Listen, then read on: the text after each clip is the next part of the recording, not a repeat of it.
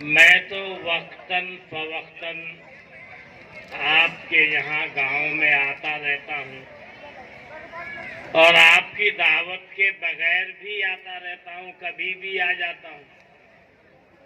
کہیں دوسری جگہ جانا ہوتا ہے تو بھی یہاں کو آ کے نکل جاتا ہوں بعض دفعہ حالات پوچھنے کے لیے۔ یہ بھی آپ نے دیکھا ہوگا کہ میں شروع ہی سے آتا ہوں، میں نے کبھی آپ سے مدرسے میں پیسے دینے کی درخواست اور اپیل نہیں کی، یاد ہوگا آپ کو، آج تک میں نے نہیں کہا، کیونکہ میں خود دیکھ رہا ہوں کہ اتنی تھوڑی سی مدت میں یہ عمارت، یہ مدرسہ، یہ ترقی کہ جس میں اب تک 28 بچے حافظ ہو چکے چند سالوں میں، ایسا بہت کم شاذ و نادر ہوتا ہے۔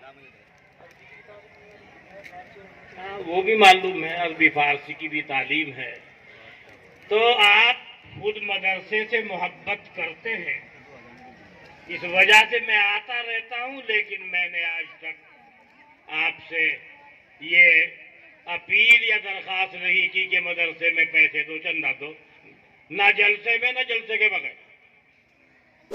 ہر سال آپ دیکھتے ہوں گے میں آپ کے جلسے میں بھی آتا ہوں، بغیر جلسے کے بھی کبھی بھی آ جاتا ہوں، کبھی 2 منٹ کو 5 منٹ کو، بھائی آگے جا رہا تھا سوچا مدرسہ ہی دیکھتا چلو۔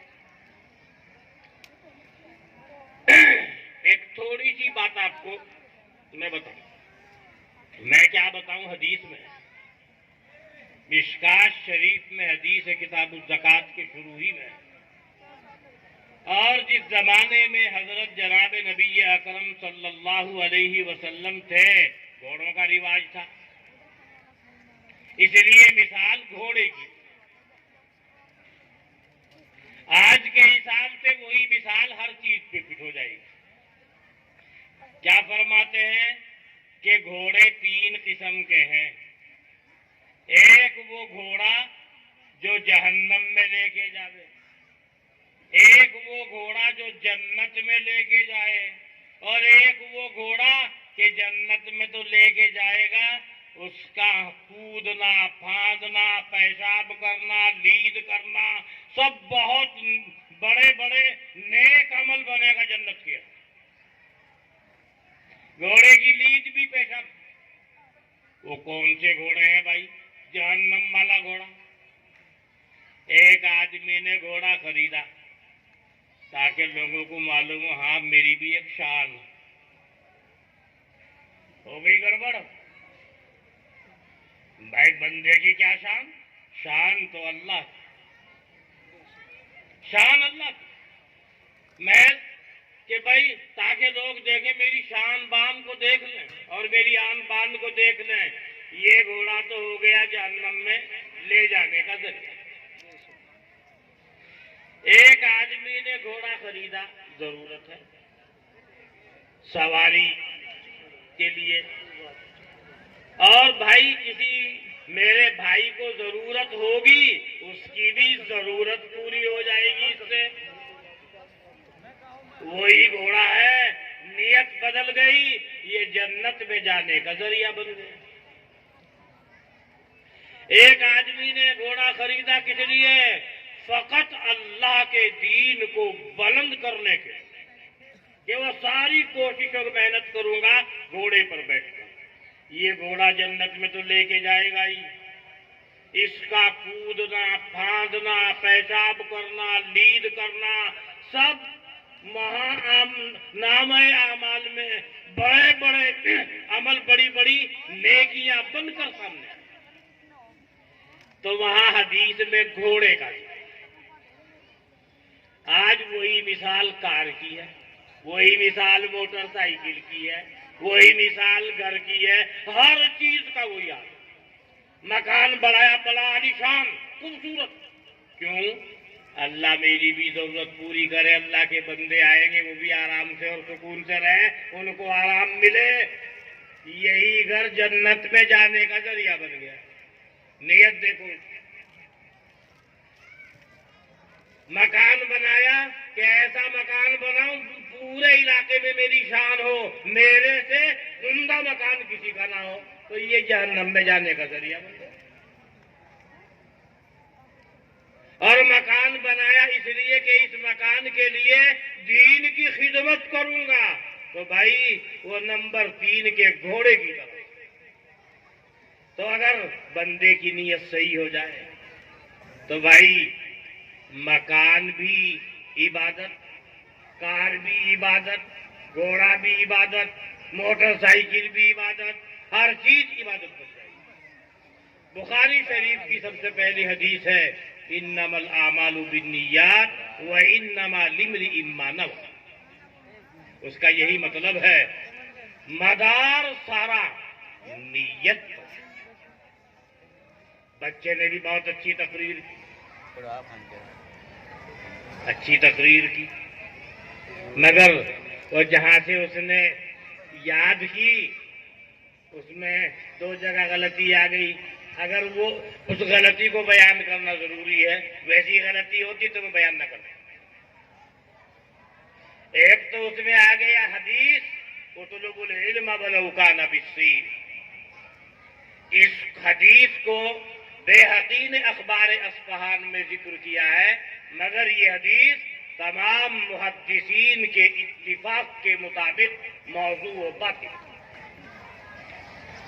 اور حدیث موضوع اور باطل کو ذکر کرنا جائز نہیں، مگر اس کے لیے جو یہ بیان کر دے کہ یہ حدیث موضوع، یعنی موضوع حدیث کا مطلب ہوتا ہے من گھڑت، اسے کہیں موضوع۔ وہ آپ کی زبان میں بتا رہا ہوں، ہم لوگ جو کتابوں میں اس کی تعریف پڑھتے ہیں، جس کا روایت کرنے والا جھوٹا ہو یا تو جھوٹ کی اس کے اوپر تہمت ہو، اس کی حدیث کو موضوع کہا جاتا ہے۔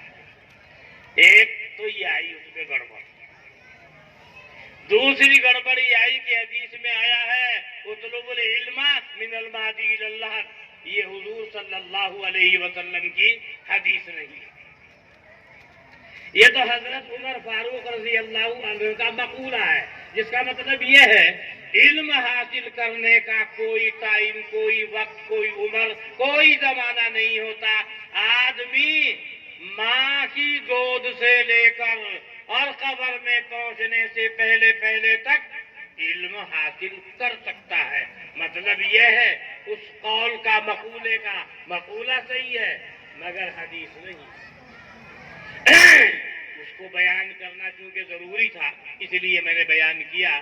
آخر میں انہوں نے کہا اللہ بھی تعریف فرما رہا ہے انما یخشی اللہ من عبادہ العلماء، اللہ سے صرف علماء کا۔ یہاں ایک نقطہ میں آپ کو بتاؤں، اللہ تعالیٰ جب اپنے بندوں پر مہربان ہوتا ہے،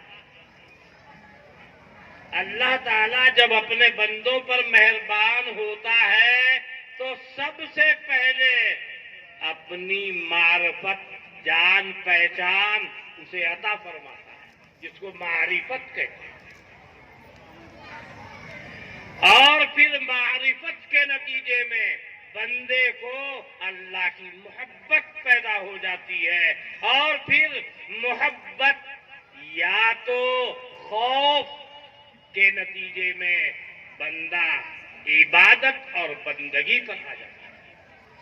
اگر بچے کو معلوم ہی نہ ہو کہ تیرا باپ ہے، وہ چلا گیا تھا سعودیہ، بچہ 2 سال کا تھا، 16 سال کے بعد واپس آ رہا ہے، لونڈا ہو گیا 18 سال کا۔ ماں نے کہا جا ایئرپورٹ پہ تیرے ابا کا فون آیا، تیرے ابا آ رہے، جانتا ہے نہیں ابا۔ اب اندر سے بڈھا نکل کے آیا، اس کا کندھا لگا، کہنے لگا بڈھے اندھا ہو گیا کیا؟ اس نے کہا بھائی اتنے جوش میں کیوں ہے کہ اچھا اوپر سے اندھا ہو کے چل رہا، پھر اوپر سے اکڑ بھی رہا۔ بہت دیر تک جھک جھک ہوئی، قریب تھا کہ مکہ ہونے لگے دونوں میں،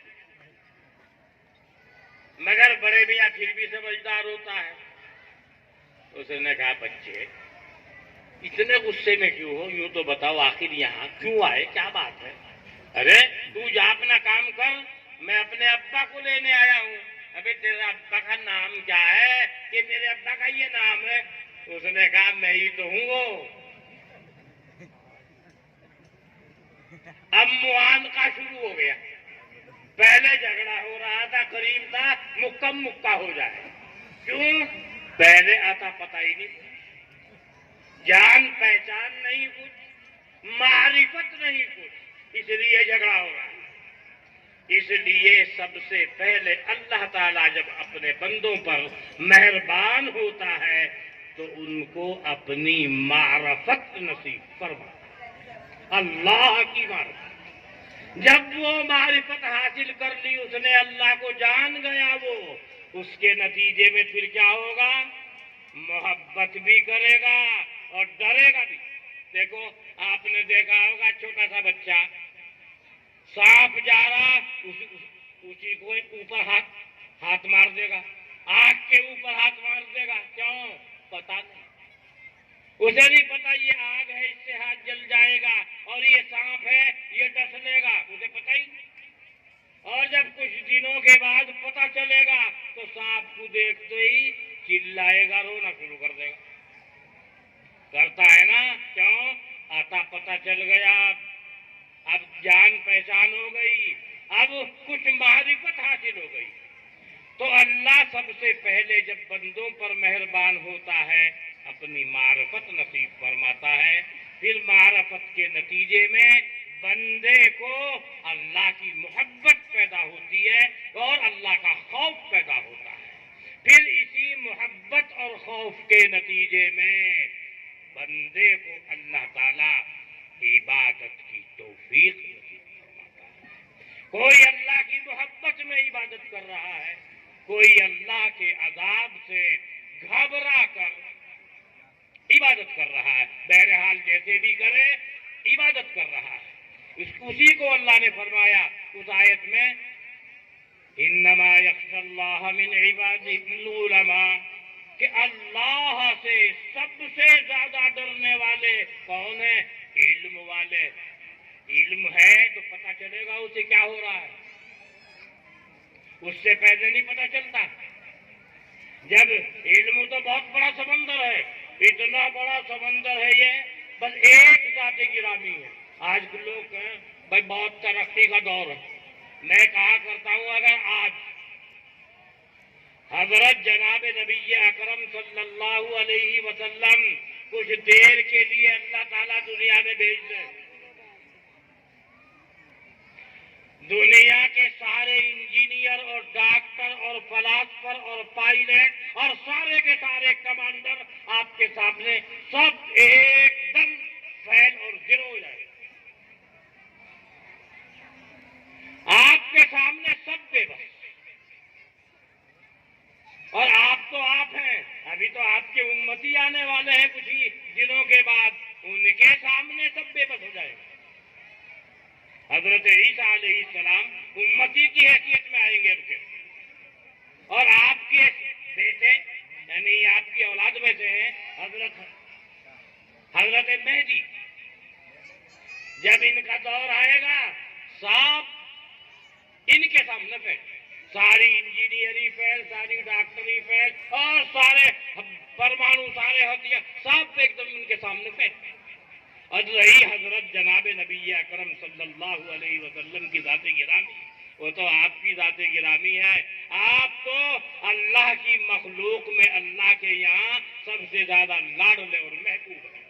اسی لاڈلے محبوب کی یہ امت ہے، اسی لاڈلے محبوب پر جو کتاب نازل ہوئی وہ مدرسوں میں پڑھائی جاتی ہے، اور یہ جو کچھ آپ دیتے ہیں خدمت کرتے ہیں اسی لاڈلے محبوب پر اللہ کی پاکیزہ کتاب جو نازل ہوئی ہے اسی کی محبت میں یہ سب کچھ ہو رہا ہے، اور اسی کی برکت سے بہت جلدی یہاں تک آپ کا مدرسہ ترقی کیا ہے، اور انشاءاللہ اور مزید ترقی عطا کرے گا۔ اللہ تعالیٰ آپ حضرات کی محنتوں کو، محبتوں کو قبول فرمائے، اور جو خدمت آپ مدرسے کی کر رہے ہیں پورے گاؤں کو اللہ تعالیٰ ہر شر سے، ہر فتنے سے محفوظ فرمائے، اور مدرسے کو بھی اللہ تعالیٰ ہر شر سے اور فتنے سے محفوظ فرمائے، اور اس کو دن دونی رات چوگنی ترقی عطا فرمائے، تمام شرور فتن سے مدرسے کی اور پورے گاؤں کی اور پوری امت مسلمہ کی اللہ تعالیٰ حفاظت فرمائے۔ آمین ثم آمین، وآخر دعوانا ان الحمد للہ رب العالمین۔